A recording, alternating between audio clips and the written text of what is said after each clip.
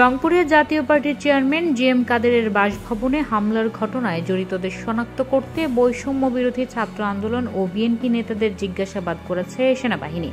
রংপুর শহরে পায়রা চত্বরে বিএনপির ৩ জন এবং বৈষম্য বিরোধী ছাত্র আন্দোলনের 2 জন নেতার সঙ্গে কথা বলেন সেনাবাহিনীর ৭২ পদাতিক ব্রিগেডের commander brigadier general Humayun Qayyum.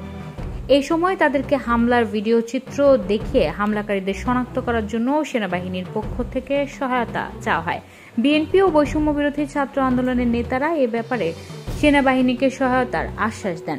এক পর্যায়ে রাত ১টার দিকে সেখানে হাজির হন জাতীয় নাগরিক পার্টি এনসিপির মুখ্য সংগঠক সার্জিস আলম। এই সময় তিনি ব্রিগেডিয়ার জেনারেল হুমায়ুন কাইয়ুমের সঙ্গে কথা বলেন।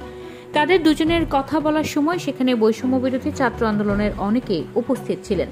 তাদের মধ্যে আলাপ আলোচনার একটি ভিডিও সামাজিক যোগাযোগ মাধ্যমে ছড়িয়ে পড়েছে।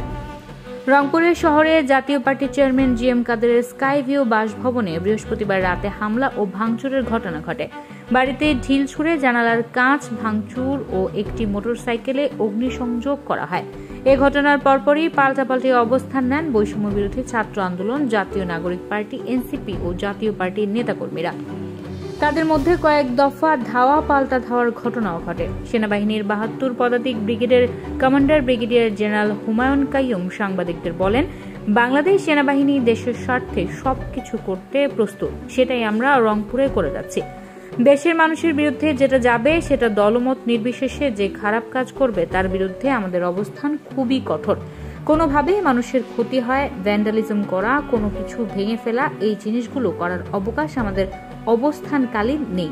এটাই আমাদের বার্তা। You are watching Raj TV, জাগরণে Bangladesh. Please subscribe our channel.